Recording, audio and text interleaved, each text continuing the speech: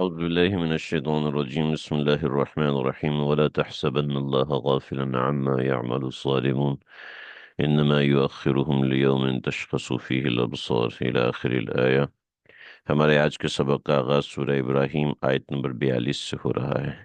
آیت نمبر 42 سے تخفیف اخروی کا آغاز ہو رہا ہے، اور تخفیف اخروی بڑی اہم چیز ہے ان آیات کے اندر سمجھنے کے لیے۔ اور تخفیف اخروی کا مطلب یہ ہوتا ہے کہ تخفیف اخروی کا معنی یہ ہوتا ہے کہ جو آخرت کے حوالے سے جو آخرت کے ایٹریبیوٹس ہیں، اللہ رب العزت وہ ایٹریبیوٹس دکھانا چاہتے ہیں، سمجھانا چاہتے ہیں کہ آخرت کے اندر کیا کیا معاملات ہوتے ہیں اور کس نوعیت کی چیزیں ہوتی ہیں۔ تو یہ ساری وہ چیزیں ہیں، یہاں پر ان چیزوں کا تذکرہ ہو رہا ہے۔ چنانچہ آخرت سے اللہ تعالیٰ مومنین کو ڈرانا چاہ رہے ہیں اور سمجھانا چاہ رہے ہیں کہ آخرت کتنی بڑی چیز ہے۔ اور اللہ تعالیٰ کا قرآن مجید میں یہ معاملہ نظر آتا ہے بڑی وضاحت کے ساتھ، اور دو چار کی طرح، کہ جب اللہ آخرت کا ذکر فرماتے ہیں تو آخرت کے ذکر کے اندر، آخرت کے ذکر میں بہت تفصیل بیان فرماتے ہیں، اور جب دنیا کا ذکر فرماتے ہیں تو دنیا کے ذکر کے اندر دنیا کو حقیر دکھاتے ہیں، ان دنیا کی حقارت دکھانا مقصود ہوتا ہے، اور آخرت کے حوالے سے آخرت کی بڑائی کا بیان کرنا مقصود ہوتا ہے۔ تو وَلَا تَحْسَبَنَّ اللَّهَ غَافِلًا عَمَّا يَعْمَلُ الظَّالِمُونَ، کہ آپ گمان نہ کریں اللہ تعالیٰ کو غافل، کہ اللہ رب العزت غافل نہیں ہے۔ یہ پہلا خطاب، خطاب اول، یہ نبی علیہ الصلوۃ والسلام کو ہے، جیسا کہ جملہ تفاسیر میں یہ بات موجود ہے کہ یہ ڈائریکٹلی جو خطاب ہو رہا ہے یہ رسول اللہ صلی اللہ علیہ وسلم کو ہو رہا ہے۔ تو وَلَا تَحْسَبَنَّ اللَّهَ، آپ یہ نہ سمجھیں، ٹھیک ہے، اور آپ ہرگز یہ نہ سمجھیں۔ وَلَا تَحْسَبَنَّ، وَلَا تَحْسَبَنَّ، اس کو آپ نوٹ کر لیجئے، قرآن میں کئی مقامات پر ہے کہ آپ ہرگز ایسا نہ سمجھیں، آپ ہرگز ہرگز بھی ایسا نہ سمجھیں، اللہ غافلاً، اللہ تعالیٰ کو غافل، آپ ہرگز اللہ کو غافل نہ سمجھیں، اما، اس چیز سے، یعملو، جو کرتے ہیں، ظالمون، ظالم لوگ۔ وَلَا تَحْسَبَنَّ اللَّهَ غَافِلًا، اے پیغمبر صلی اللہ علیہ وسلم، آپ اس کو بریکٹ میں لکھ سکتے ہیں، ٹھیک ہے، آپ اس کو بریکٹ میں لکھ سکتے ہیں، اور آپ اس کو بغیر لکھے بھی سمجھ سکتے ہیں، لیکن لکھ دیا جائے تو بہتر ہے، تاکہ آپ اس ضمیر کا مرجع خود ہی سمجھ میں آ جائے۔ تو وَلَا تَحْسَبَنَّ اللَّهَ غَافِلًا عَمَّا يَعْمَلُ الظَّالِمُونَ، دنیا میں ظالم لوگ بہت سی کمیاں کرتے ہیں، بہت سے ظلم کرتے ہیں، اور ظلم کے عوض میں ان کے ساتھ ویسا معاملہ نہیں ہوتا۔ تو یہ دلیل آخرت بھی ہے ایک لحاظ سے، کہ ہم دیکھتے ہیں کہ بہت سے لوگ ظلم کرتے ہیں اور ان کے ساتھ دنیا میں بہت اچھا ہو رہا ہوتا ہے۔ ظالم ظلم کر رہا ہے، 10 بندے قتل کر دیے، یعنی 10 بندوں کو اس نے ایذا پہنچائی، اب 10 بندوں کی ایذا کے مقابلے میں اس کو ایک بار قتل ہوگا، ٹھیک ہے، تو اس ایذا کا کمپیریزن تو نہیں ہوا، تو انصاف تو نہ ہوا نا، عدل نہ ہوا۔ عدل انصاف لفظاً کچھ تھوڑے تھوڑے سے مختلف ہیں، لیکن پھر بھی ہم ایک محاورتاً بات کر رہے ہیں۔ تو عدل اور انصاف نہیں ہوا، جب عدل اور انصاف نہیں ہوا تو اس کا مطلب ہے کہ کوئی مقام ہونا چاہیے جہاں پر عدل ہو، اس لیے کہ عدل ایک مورل ویلیو ہے، مورل ویلیو ہے، اور مورل ویلیو کا دنیا میں کوئی بھی انکار نہیں کر سکتا۔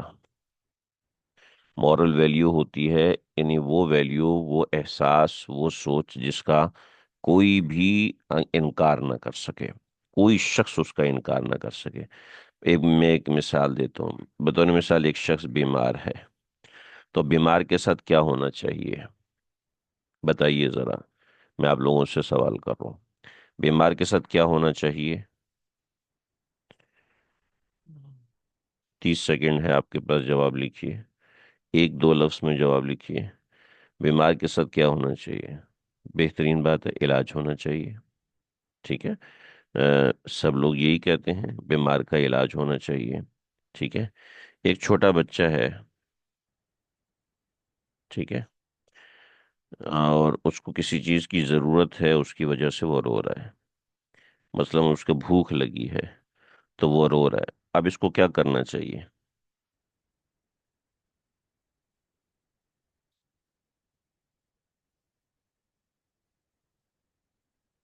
اس کو بہلانا چاہیے، کھانا کھلانا چاہیے، ٹھیک ہے، صحیح، ٹھیک ہے، سمجھ رہے میری بات؟ تو اب یہ ہے کہ یہ ایک مورل ویلیو ہے، تو مورل ویلیو اسے کہتے ہیں کہ جس بات کو ہر بندہ خود بخود مانتا ہے، ٹھیک ہے، مورل ویلیوز کو ہر بندہ خود بخود مانتا ہے، یعنی اس کو سمجھانے کی ضرورت نہیں ہے۔ ایسے انصاف بھی ایک مورل ویلیو ہے، ٹھیک ہے، کسی کے ساتھ ظلم ہوا تب اس کو انصاف ملنا چاہیے، ٹھیک ہے۔ جہاں تک آپ نے یہ سوال کیا، اچھا سوال کیا کہ آخرت میں جو تکلیف ہوگی وہ اس دنیا کے مقابلے میں بہت زیادہ ہوگی، تو کیا یہ عدل ہوگا کہ ایک گناہ کی سزا اتنی شدید ہو؟ جی ہاں، اصل میں سزا کی انٹینسٹی جو ہے وہ مجرم طے نہیں کرتا، سزا کی انٹینسٹی جج طے کرتا ہے، ٹھیک ہے۔ تو سزا کی انٹینسٹی جج طے کرتا ہے، بطور مثال ایک شخص نے زنا کیا، ٹھیک ہے، اب اس کی سزا کی انٹینسٹی یہ ہے کہ اس کو کوڑے لگائے جائیں، اور سزا کی انٹینسٹی ہے کہ اس کو رجم کیا جائے، ٹھیک ہے۔ تو یہ جج طے کرے گا کہ اس کی انٹینسٹی کیا ہے، اور وہ وہی طے کر سکتا ہے کہ جو اس کی انٹینسٹی کو سمجھ سکتا ہو۔ انسان کے اندر یہ طاقت ہی نہیں ہے کہ وہ کسی بھی جرم کی انٹینسٹی کو اس کامل طریقے سے سمجھ سکے۔ چنانچہ جن معاملات کو اللہ نے آخرت پہ چھوڑا ہے، اس کے لیے ہمارے پاس کوئی انٹینسٹی میجرمنٹ نہیں ہے کہ یہ ٹھیک ہے اور یہ غلط ہے، ہمارے پاس کوئی انٹینسٹی میجر نہیں ہے، اور اگر کسی کے پاس ہے تو وہ دنیا میں دکھا دے، تو انٹینسٹی میجرمنٹ کا طریقہ ہمیں نہیں معلوم۔ چنانچہ ایک ایسا مقام ہونا چاہیے جہاں اس چیز کا انصاف ہو، جہاں اس چیز کا معاملہ ہو۔ چنانچہ اس کے لیے اللہ رب العزت نے ایک معاملہ رکھا ہے آخرت کا۔ یہ بات سن کر ہو سکتا ہے کہ کوئی شخص کے ذہن میں اشکال ہو، مگر وہ چپ ہو جائے کہ میں اپنی بات کو ظاہر کیسے کروں، میں اپنا اشکال ظاہر کیسے کروں۔ تو اس میں ایسی کوئی پریشانی کی بات نہیں ہے، ایک سیدھی سی بات ہے، ایک دو دو چار کی طرح بات ہے کہ کہ انسان کی انسان کے سامنے اگر آخرت نہ ہو، اگر آخرت نہ ہو، ٹھیک ہے، انجام کی سختی نہ ہو، تو آپ انسان کو کہیں بھی باؤنڈ نہیں کر سکتے، کہیں آپ اس کو باؤنڈ نہیں کر سکتے، اس کی سرکل کہیں بھی آپ باندھ نہیں سکتے اس کو، ٹھیک ہے جی، کہیں آپ اس کو نہیں روک سکتے۔ فار ایگزامپل ایک مثال ہے، ایک چور ہے، آپ اس کو عقلی معیار سے ثابت کریں کہ تم غلط ہو، عقلاً آپ کے پاس کوئی منطق نہیں ہے کہ آپ اس چور کو غلط ثابت کریں، کوئی فلسفہ نہیں ہے کہ آپ اس کو غلط ثابت کریں، ٹھیک ہے، سوائے اس کے کہ آپ اس کو فلسفہ آخرت دیں کہ تمہیں اس کا انجام سہنا پڑے گا، ٹھیک ہے، سوائے اس کے کہ آپ اس کو یہ ثابت کریں کہ تمہیں اس کا انجام سہنا پڑے گا، ٹھیک ہے۔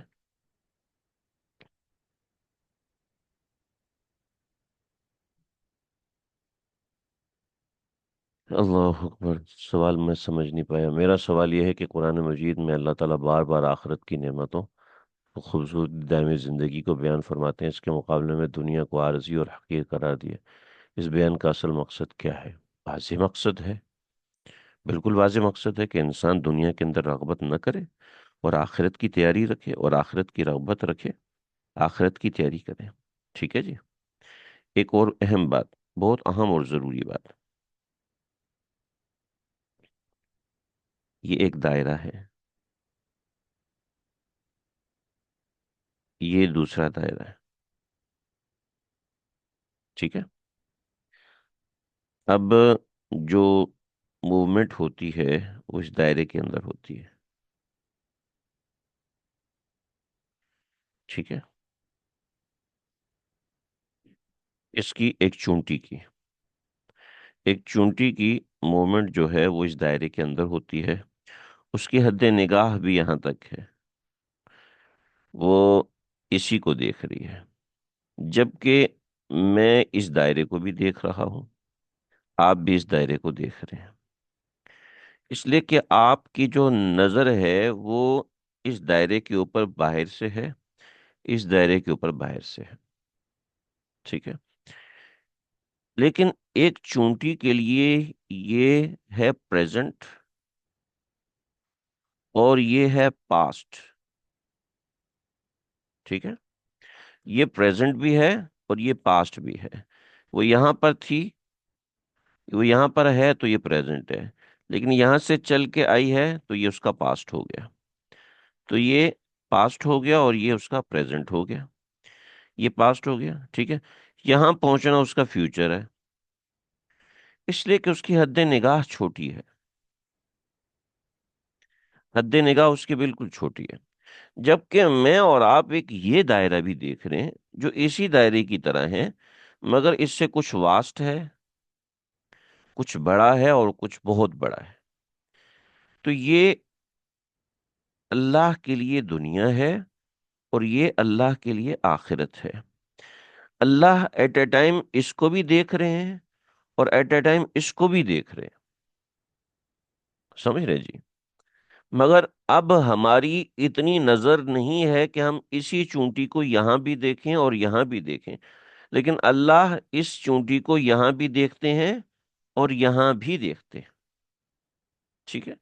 اس جگہ پر بھی رینگتا ہوا دیکھتے ہیں، اس جگہ، لیکن ہماری یہ نظر نہیں ہے. تو جیسے چونٹی سے زیادہ نظر ہماری ہے کہ ہم اس کو اس دائرے میں موومنٹ کرتا ہوا دیکھ رہے ہیں، پھر ہم اس کو اٹھائیں گے اور یہاں پہ لا کے ڈال دیں گے. ٹھیک ہے. ہم اس کو یہاں لا کے ڈال دیں گے. تو یہ آخرت ہے. اللہ اس کا حال ہمارے سامنے بیان کر رہے ہیں کہ یہاں پر تمہارے لیے یہ کچھ تیار ہے، یہ تیار، یہ تیار ہے، یہ تیار ہے، باغات ہیں، جنات ہیں، فلانا ڈھماکا یہ ہے. اور اس کے درمیان جو علاقہ ہے وہ کیا ہے؟ روز محشر ہے، وغیرہ وغیرہ، یہ سب چیزیں ہیں. تو یہ ایک اچھا آئیڈیا تھا جو میرے ذہن میں آیا، میں نے مناسب سمجھا کہ آپ کو اس حوالے سے ذکر کر دوں. تو اے پیغمبر، ولا تحسبن اللہ غافلا، اب اللہ کو غافل نہ سمجھیں. اما یعمل الظالمون، ان کاموں سے، یعمل الظالمون جن کاموں کو یہ ظالم لوگ کرتے ہیں. انما یؤخرہم، انما بے شک، یؤخرہم، یؤخرہم وہ مہلت دے رہا ہے ان کو. یؤخرہم ان کو مہلت دے رہا ہے. انما یؤخرہم وہ ان کو مہلت دے رہا ہے، لیومن اس دن تک، اس دن تک کی مہلت دے رہا ہے، تشخص فیہ الابصار جس میں پھٹی رہ جائیں گی آنکھیں. تشخص فیہ پھٹی رہ جائیں گی اس کے اندر، الابصار آنکھیں، جس کے اندر آنکھیں پھٹی رہ جائیں گی. جب آپ کے سامنے کسی کا انتقال ہوتا ہے تو آپ دیکھتے ہیں کہ اس کی آنکھیں بھی پھٹی رہ جاتی ہیں، یعنی اس کی آنکھیں کھلی رہ جاتی ہیں. تو یہ کھلنے سے کنایا ہے کہ جب جب انسان کو حیرت ہوتی ہے تو وہ آنکھیں اس کی زیادہ بڑی ہو جاتی ہیں. تو تشخص فیہ الابصار، پھٹی ہونے کا تو جو ترجمہ کر رہے ہیں وہ حیرت، یعنی وہ دیکھے گا یہ ہو کیا گیا، یہ میرے ساتھ ہو کیا گیا، یعنی وہ دائرے ایٹ اے ٹائم دیکھ رہا ہوگا. یہ دونوں اللہ اللہ ان کی کیفیات بیان فرما رہے ہیں. جو کیفیات ہیں وہ یہ مہطعین، مقنعی رؤوسہم، آگے لا یرتد الیہم طرفہم وافئدتہم ہوا. ان کی کیفیات کو اللہ رب العزت نے ذکر فرمایا. پہلی کیفیت تشخص فیہ الابصار، دوسری کیفیت مہطعین، تیسری کیفیت مقنعی رؤوسہم، چوتھی کیفیت لا یرتد الیہم طرفہم، اور پانچویں کیفیت وافئدتہم ہوا. یہ پانچ کیفیات اللہ رب العزت نے بیان فرمائی.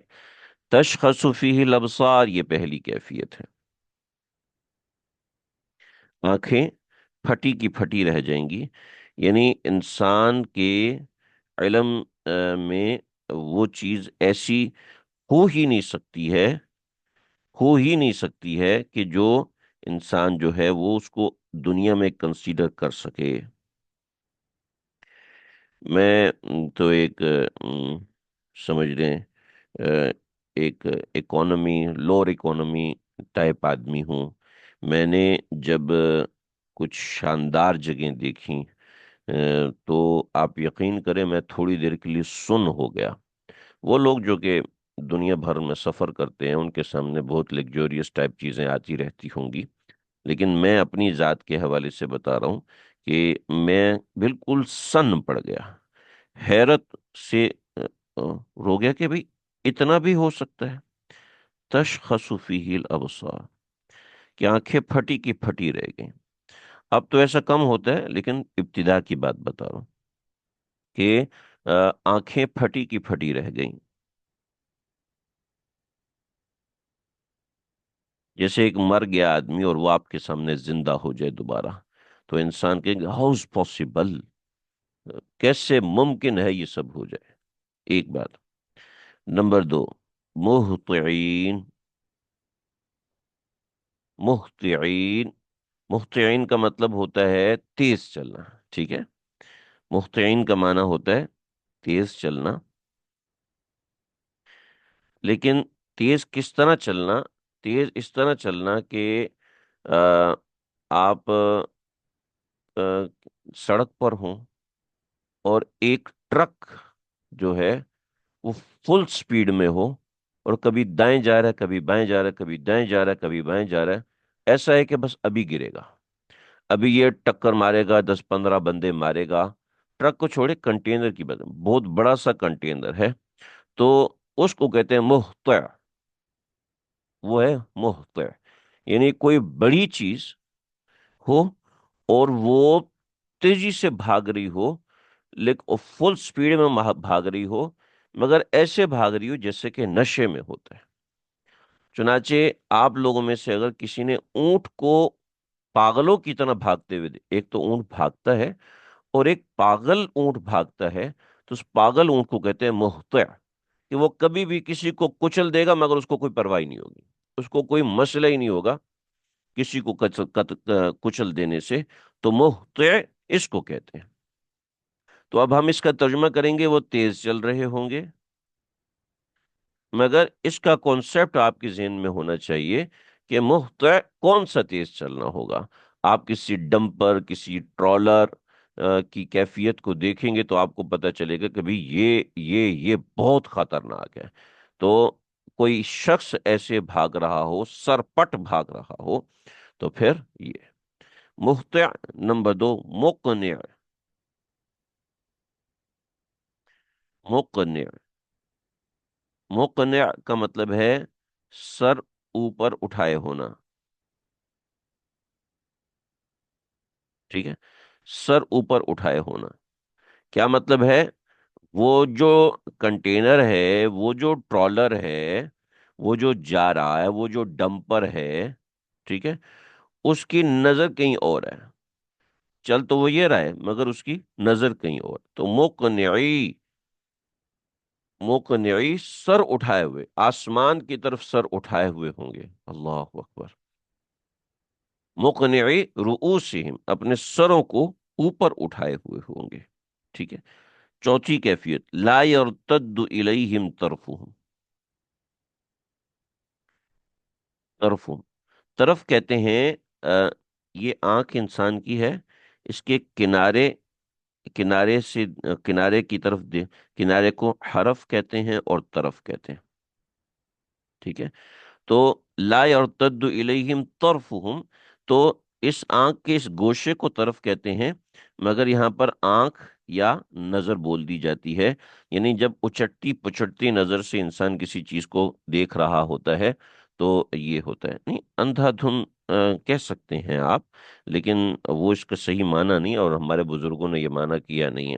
वो लफ्जी तर्जुमा तो उसका वही है जो मैंने आपके सामने अर्ज किया। तो ला यर्तद्दु इलैहिम तरफुहुम, उनकी निगाह उनकी तरफ नहीं लौटेगी। ان کی طرف نہیں لوٹے گی۔ اب اس کو دیکھیں، لا یرتد الیہم طرفہم، یہ اس کا ترجمہ ہے، اس کی نگاہ اس کی طرف نہیں لوٹے گی۔ لیکن جو طرف ہے نا، طرف، یہ طرف، طرف کا مطلب ہے کہ ان کی اچٹتی نگاہ بھی اپنی طرف نہیں لوٹے گی، ٹھیک ہے؟ ان کی سرسری نظر بھی اپنی طرف نہیں جائے گی، ان کا ہلکا دھیان بھی اپنی طرف نہیں جائے گا، ٹھیک ہے؟ ہلکا سا دھیان بھی اپنی طرف نہیں جائے گا۔ میرے بڑے بھائی ہیں، ان کو آج سے کچھ سال پہلے اچانک سے غائب کر دیا گیا، اور وہ ایسے غائب ہوئے کہ بس کوئی پتہ نہیں، نہ ایف آئی آر کٹ رہی ہے، اور نہ یہ پاکستان میں علماء کے ساتھ ایسا ظلم ہوتا ہے۔ تو کیا ہوا تھا جی، مسجد کے باہر چندہ ہوا تھا، تو جس نے پیسے لیے تھے، بس پھر وہ کوئی ایسا مشکوک آدمی تھا، تو سمجھا شاید امام صاحب کا بھی اس میں کوئی ہاتھ ہے۔ تو 42 ڈیز وہ رہے، اور ہمارے وہ 42 ڈیز قیامت صغریٰ تھے ہمارے لیے۔ اللہ اکبر! دین کے ساتھ وابستگی کی قیمت آپ کو کبھی نہ کبھی دینی پڑتی ہے۔ کبھی لوگ آپ کو گھٹیا سمجھتے ہیں، کبھی لوگ آپ کو کمتر سمجھتے ہیں، کبھی آپ کو لوگ منگتا سمجھتے ہیں، کبھی آپ کو لوگ کیا اور کبھی کیا سمجھتے ہیں، کبھی آپ کے اوپر اعتراضات کرتے ہیں، کبھی جسمانی اذیت پہنچائی جاتی ہے۔ تھا- میں نے مغرب کی نماز پڑھائی، اور مغرب کی نماز پڑھا کے میں نے اوابین پڑھی، اوابین کے بعد دعا کر رہا تھا میں، تقریباً آدھا پونا گھنٹہ گزر چکا تھا۔ اوابین میں پارا پڑا کرتا تھا، تو میں نے وہ ختم کیا تو آدھا پونا گھنٹہ گزر چکا تھا۔ تو مجھے میرا بیٹا آیا، کہتے ہیں ابو تایا ابو کا فون آیا ہے۔ تو میں یہ مسجد میں بیٹھا ہوں، محراب کے اندر بیٹھا ہوا تھا، میں نکلا ہوں، یہاں کرسیاں رکھی ہوئی تھی، میں یہ کرسیاں رکھی ہوئی تھی، یعنی 2 3 قطاریں تھیں، مجھے کرسیاں نظر آ رہی ہیں، مگر میں کرسیوں کو چیرتا ہوا گیا، اور مجھے نہیں پتا تھا کہ اس کو کرسی کہتے ہیں، مجھے نہیں پتا تھا کہ میں نے جوتے پہننے ہیں، مجھے نہیں پتا تھا کہ میں نے دعا مکمل کرنی ہے، مجھے نہیں، کچھ نہیں پتا تھا۔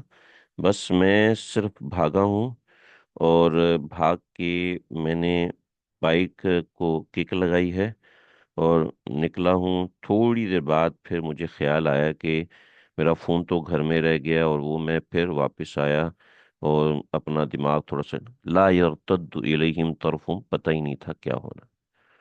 شیخ الاسلام مفتی تقی عثمانی صاحب ہمارے ہاں تشریف لائے تھے، تو حضرت کے جو ڈرائیور تھے وہ کہنے لگے، جی مجھے یہ گلیاں ہیں، اس کے اندر سے مجھے راستہ نہیں پتا، تو راستہ کیسے ہوگا؟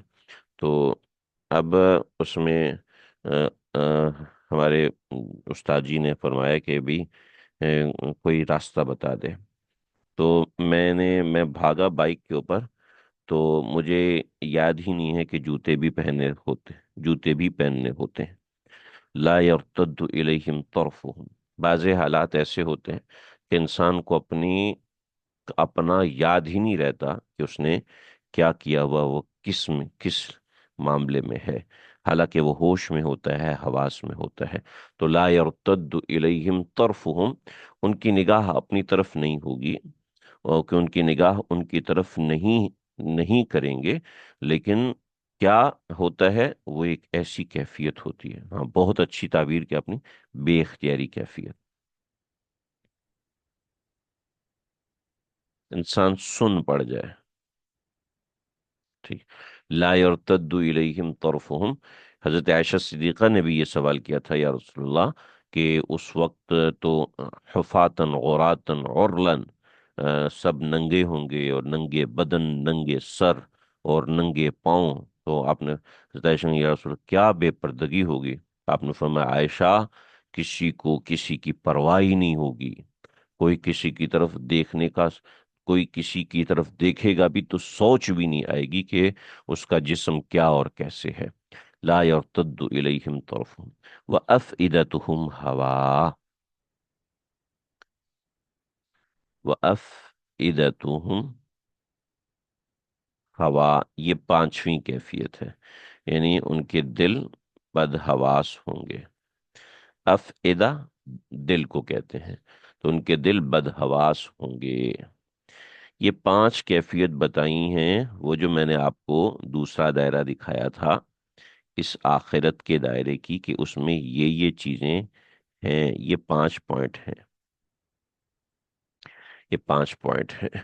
تو ان پانچ پوائنٹس کو ذہن میں رکھیں اور قیامت کا تصور کریں اور اس کو سمجھنے کی کوشش کریں کہ اللہ ہمیں کیا سمجھانا چاہ رہے ہیں اور کیا کچھ بتانا چاہ رہے ہیں۔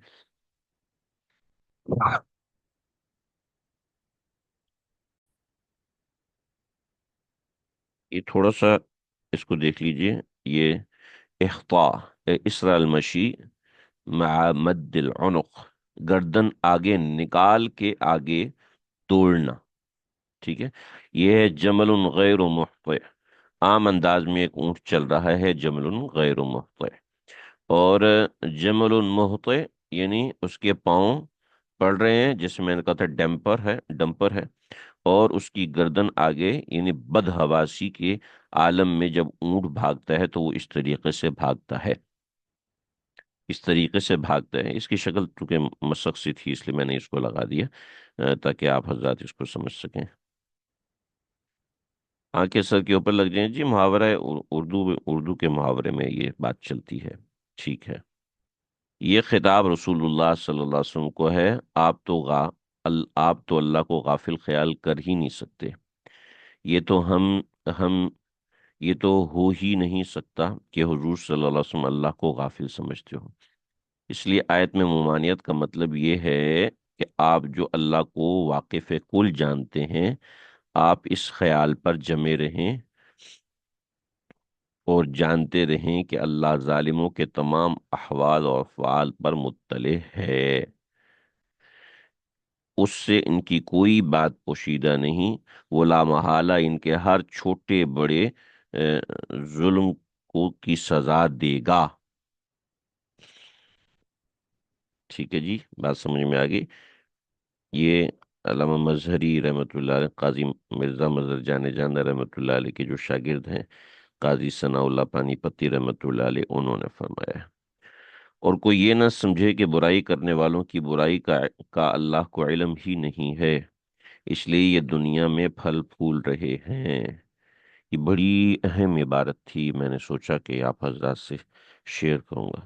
نہیں، اللہ ایک ایک کے ایک ایک گھڑی کے برے بھرے اعمال سے بخوبی واقف ہے، اور یہ جو انما یؤخرہم، یہ جو ڈھیل خود اس کی دی ہوئی ہے، یا تو اس میں واپس ہو جائے یا پھر گناہوں میں بڑھ جائے، اپنے گناہوں سے توبہ کرے، اللہ سے معافی مانگے، یا اس سے بڑھ جائے یہاں تک کہ قیامت کا دن آ جائے۔ چنانچہ ہونا یہ چاہیے کہ روزانہ اللہ سے استغفار کریں، ہم سے کوئی کمی کوتاہی، ہم انسان ہیں، کمی کوتاہی ہو بھی جاتی ہے، کر بھی دیتے ہیں ہم لوگ، تو ایسا نہ ہو کہ قیامت کے دن آ جائے اور پتہ ہی نہ ہو۔ لہٰذا روزانہ رات سونے سے پہلے کم از کم 70 بار یا 100 بار استغفار کرنا چاہیے، اور جس دن آنکھیں پتھرا جائیں گی، دیدے چڑھا دیں گی، سر، اللہ اکبر کبیرہ، اللہ اکبر کبیرہ، اللہ ہم سب کی حفاظت فرمائے۔ یہ علامہ ابن کثیر نے سر اٹھائے پکارنے والے کی آواز کی طرف دوڑے چلے جائیں گے، کہیں ادھر ادھر نہ ہوں گے، سب کے سب پورے اطاعت گزار بن جائیں گے، دوڑے بھاگے حضور کی حاضری کے لیے بےتابانہ آئیں گے، آنکھیں نیچے کو نہ جھکیں گی، گھبراہٹ اور خوف کے مارے پلک سے پلک نہ جھپکے گی، دلوں کا یہ عالم ہوگا کہ گویا اڑے جا رہے ہیں اور خالی پڑے ہیں، خوف کے سوا کوئی چیز نہیں ہوگی۔ اللہ اکبر۔ ان الفاظ کا ایک تھوڑا سا الگ الگ معنی بھی ہے، وہ میں نے لکھا ہے، مخطئین، ایک دو چیزیں ہیں وہ سمجھانا رہ گئی ہیں مجھے، میں چاہ رہا ہوں اس کو سمجھ لیجئے۔ مخطئین جلدی کرنے والے، یعنی دائی کی آواز کی طرف تیزی سے جانے والے ہوں گے، ٹھیک ہے۔ مقنعی رؤوسہم، وہ اپنے سروں کو اوپر اٹھانے والے ہوں گے، لا یرتد الیہم، نگاہ ان کی طرف واپس نہ لوٹے گی، وَأَفْئِدَتُهُمْ ہوا، ان کے دل بڑے بدحواس ہوں گے۔ تو یہ تذکرہ قیامت ہے جو اللہ رب العزت ہمیں یہاں پر دے رہے ہیں۔ اوپر نبی علیہ الصلوۃ والسلام کو خطاب تھا، اور یہاں اس خطاب کے آگے تفصیل بیان کی جا رہی ہے۔ وَأَنذِرِ النَّاسَ يَوْمَ يَأْتِيهِمُ الْعَذَابُ وَأَنذِرِ النَّاسَ، اور آپ ڈرائیے۔ وَأَنذِر، انذار کہتے ہیں ڈرانے کو، لیکن انذار انذار کے ڈرانے میں اور اردو والے ڈرانے میں بڑا بڑا فرق ہے۔ انذار اس ڈرانے کو کہتے ہیں جس میں شفقت ہوتی ہے، جس میں درد ہوتا ہے، جس میں محبت ہوتی ہے۔ جیسے باپ اپنے بیٹے کو ڈراتا ہے کہ بیٹا کھانا کھا لو، طبیعت خراب ہو جائے گی۔ اور ایک کتا بھونک کے ڈراتا ہے تو وہ تخویف ہوتی ہے، ٹھیک ہے، عربی میں اس کو تخفیف کہتے ہیں۔ اردو میں ہمارے پاس ڈرانے کے لیے ایک ہی لفظ ہے، اور لیکن انذار اس ڈرانے کو کہتے ہیں جس میں شفقت ہو۔ تو وہ انذر الناس، اور ڈرائیے آپ لوگوں کو، یوم، اس دن سے، یأتیہم العذاب، جس دن آئے گا، ہم، ان پر، العذاب، عذاب، فیقول الذین ظلموا، فیقول، اور کہیں گے، پس کہیں گے، الذین ظلموا، وہ لوگ جنہوں نے ظلم کیا، ربنا، اے ہمارے پروردگار، اخرنا، ہمیں مہلت دے دیجئے، الی اجل قریب، تھوڑی سی مدت کے لیے۔ اجل قریب، تھوڑی سی مدت کے لیے۔ نجب دعوتک، اب ہم، نجب دعوتک، آپ کی دعوت کی پیروی کریں گے، آپ کی دعوت کو قبول کریں گے، نجب قبول کریں گے، ونتبع الرسل، اور رسولوں کی پیروی کریں گے۔ تو یہ لوگ یہ دعوے کریں گے قیامت کے دن اللہ کے سامنے۔ تو اب ان کو جواب ملے گا، اولم تکونوا، کیا تم لوگ نہیں تھے، اقسمتم، جو قسمیں کھایا کرتے تھے، من قبل، اس سے پہلے، کہ ما لکم من زوال، تم پہلے قسمیں کھایا کرتے تھے اس سے پہلے دنیا میں، کہ تم کو دنیا سے ٹلنا نہیں ہے، ما لکم من زوال، کہ تم کو کچھ بھی زوال نہیں ہے، ما لکم من زوال، کہ تم کو زوال نہیں آ سکتا، یعنی تم ہمیشہ اسی حالت میں رہو گے۔ ما لکم من زوال، کہ تمہیں زوال نہیں ہے، یعنی تم ہمیشہ اس حال میں رہو گے، ٹھیک ہے۔ اللہ رب العزت اس کو بھی سمجھا رہے ہیں کہ ہم نے تمہارے لیے اسباب تسلیم پیدا کیے ہیں، تین اسباب تسلیم ہیں۔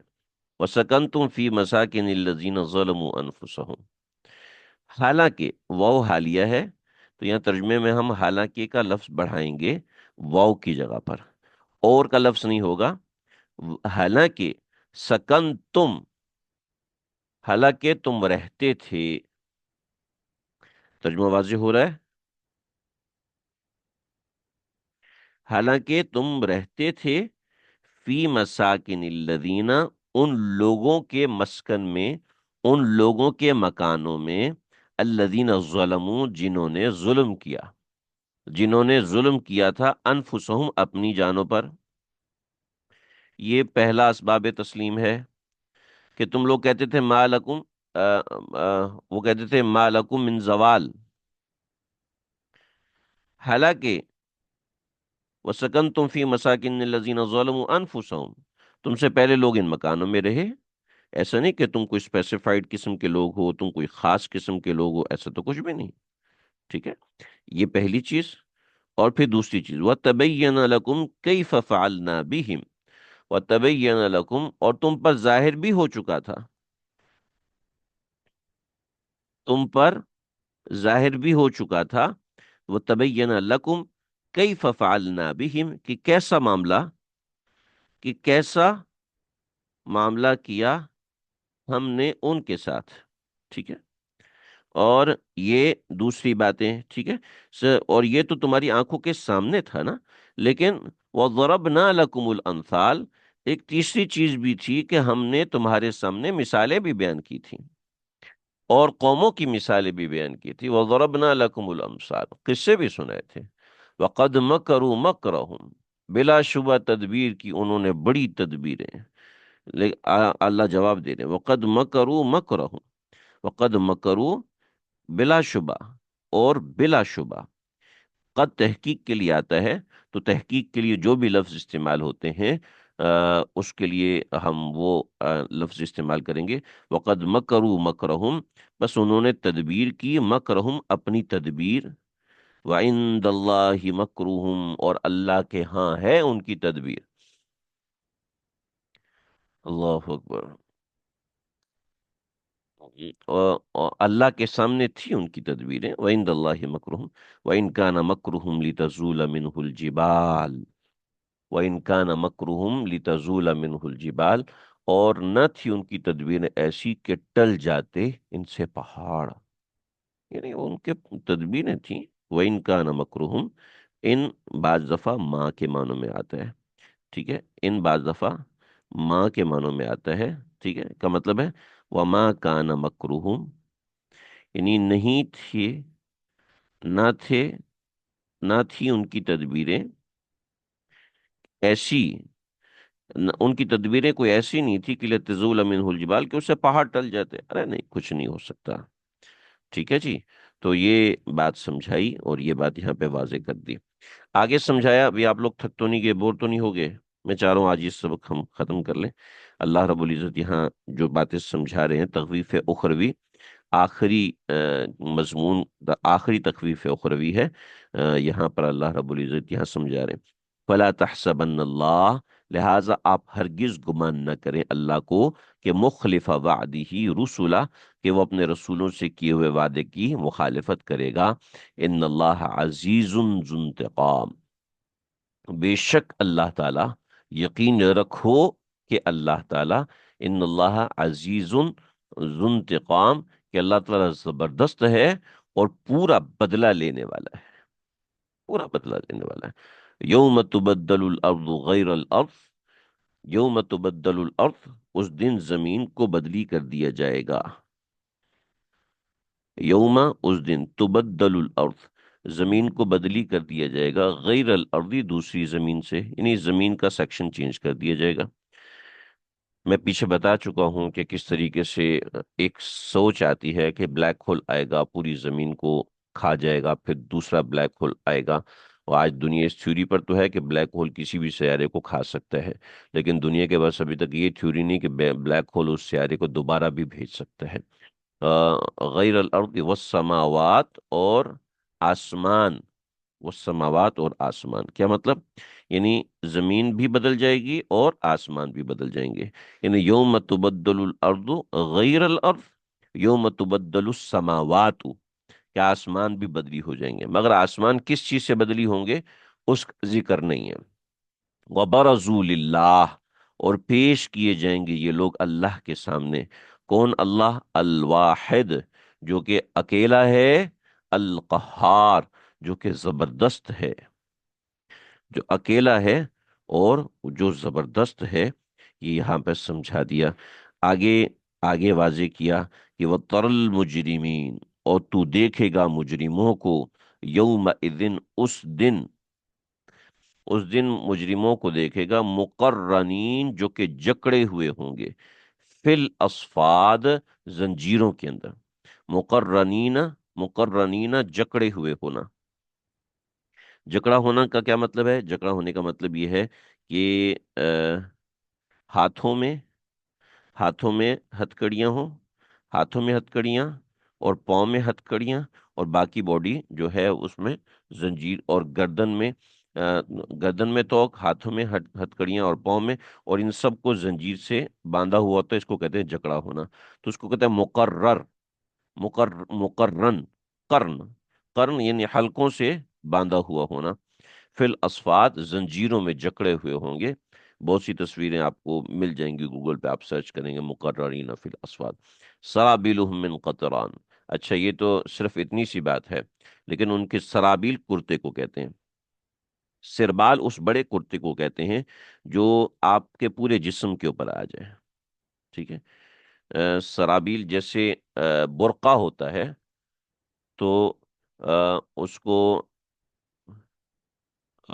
اس کو کہتے ہیں جلباب، ٹھیک ہے، اس کو کہتے ہیں جلباب اس لیے کہ وہ چہرے پہ بھی آتا ہے۔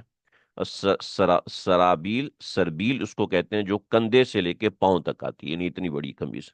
تو سرابیلہم من قطران، ان کے جو کرتے ہوں گے، من قطران، وہ تارکول کے ہوں گے، ٹھیک ہے، ان کے کرتے جو ہیں وہ تارکول کے ہوں گے، گندھک کے ہوں گے۔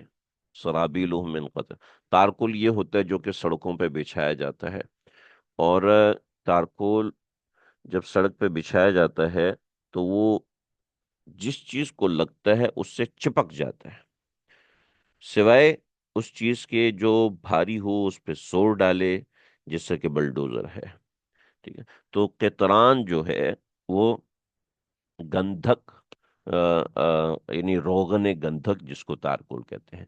وَتَغْشَى وُجُوهَهُمْ، پورا جسم تو سربال سے، سرابیل سے ڈھک گیا، یعنی کندھے سے لے کے پاؤں تک۔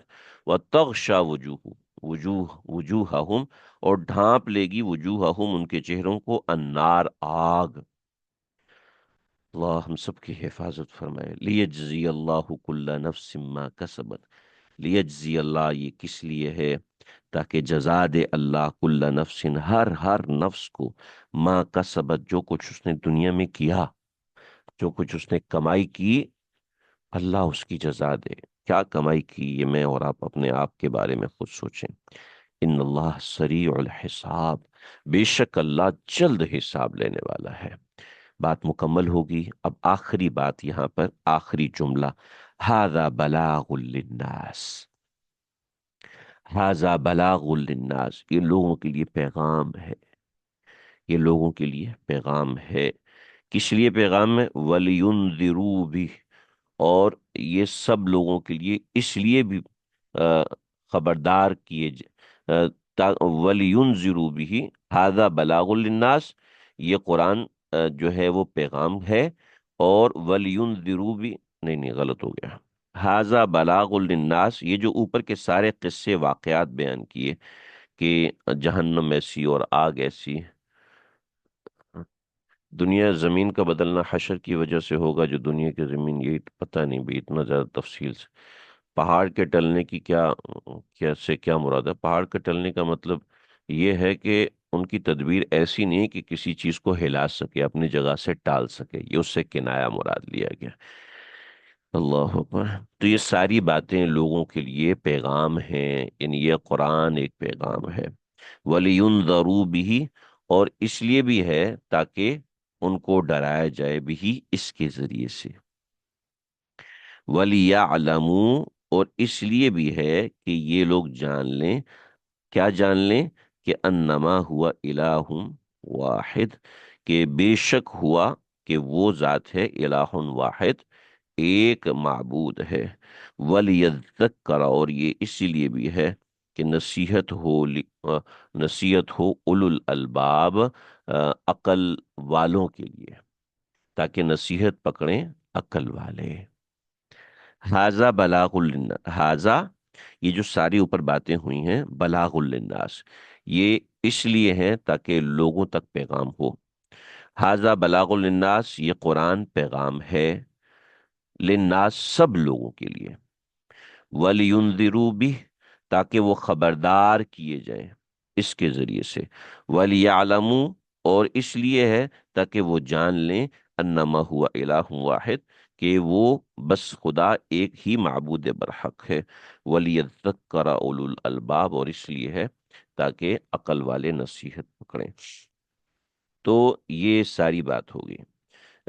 گل پلازم میں آگ لگی اور اس سے قرآن مجید کے نسخے بچ گئے، ٹھیک ہے، اور قرآن مجید کے نسخے، قرآن مجید کی الماری محفوظ رہی، بقیہ سب جگہ کو آگ کھا گئی، مگر وہ نسخے محفوظ رہے۔ اس کا حقانیت قرآن سے کوئی تعلق نہیں ہے، ٹھیک ہے۔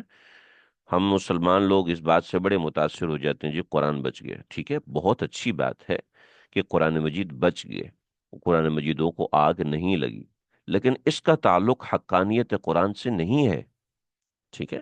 یہ ایک اپنی جگہ اچھی بات ہے، اللہ رب العزت نے حفاظت فرمائی، مگر اس کا اس سے ثابت ہوتا ہے کہ قرآن سچی کتاب ہے؟ نہیں، ایسی بات نہیں ہے۔ قرآن کا مقصد معجزات دکھانا نہیں ہے، قرآن کا مقصد بلاغ للناس ہے، لینذروا بھی ہے، لیعلموا انما ہوا الہ واحد ہے، ولیذکر اولو الالباب ہے۔ یہ مقصد ہے قرآن کا۔ یہ مقصد نہیں ہے کہ جناب قرآن کو آگ نہیں لگے گی، کل کو ایک پادری آپ کو ویڈیو بنا کے دے دے گا، دیکھو قرآن کو آگ لگ گئی، چنانچہ آپ کو قرآن جھوٹا ثابت ہوا، نعوذ باللہ من ذالک۔ حالانکہ ایسا تو کچھ نہیں ہے نا بھائی، یہ تو ایسی بیکار قسم کی باتیں، اپنی طرف سے گھڑی ہوئی باتیں۔ تو قرآن مجید کو آگ نہیں لگی ایک اچھی بات ہے، لیکن یہ قرآن کی حقانیت نہیں ہے کہ قرآن اس وجہ سے سچی کتاب ہے، اور اس وجہ سے یہ نہیں ہے، بلکہ قرآن مجید کا اصل مقصد بلاغ للناس ہے۔ چنانچہ یہ ابلاغ کی کتاب ہے، میں نے اپنی ذمہ داری پوری کر دی، میں نے آپ جو 10-15 لوگ ہیں، 20-25 لوگ ہیں، 150 لوگ ہیں، میں نے ان تک ابلاغ کیا۔ آگے آپ کی ذمہ داری ہے کہ آپ اس ابلاغ کا حصہ بنیں، وَلْيُنذِرُوا کا حصہ بنے، وَلْيَعْلَمُوا أَنَّمَا هُوَ إِلَٰهٌ واحد کا حصہ بنے، وَلْيَذَّكَّرَ أُولُو الْأَلْبَابِ کا حصہ بنے، کہ سمجھنے والے بنے۔ یہ ہماری سورہ آج الحمدللہ مکمل ہوئی، اور اسی کے ساتھ ہمارا یہ 13واں پارہ بھی مکمل ہو گیا۔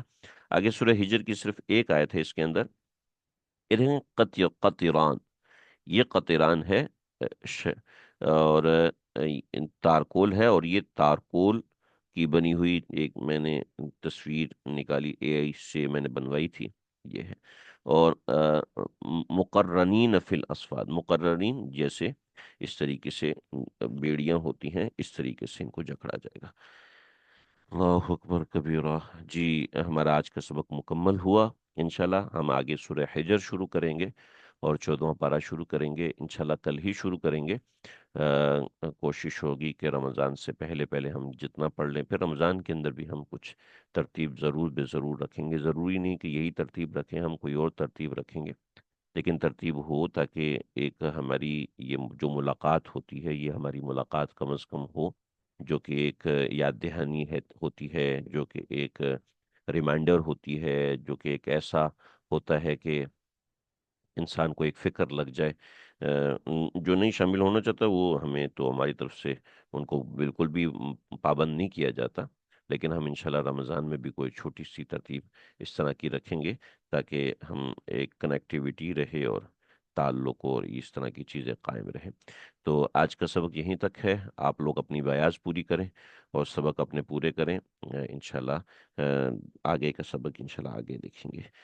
وصلی اللہ تعالی علی خیر خلقہ محمد وآلہ وصحبہ اجمعین۔ میں کچھ منٹ ہوں، آپ لوگوں کو سوال کرنے ہو تو سوال کر سکتے ہیں۔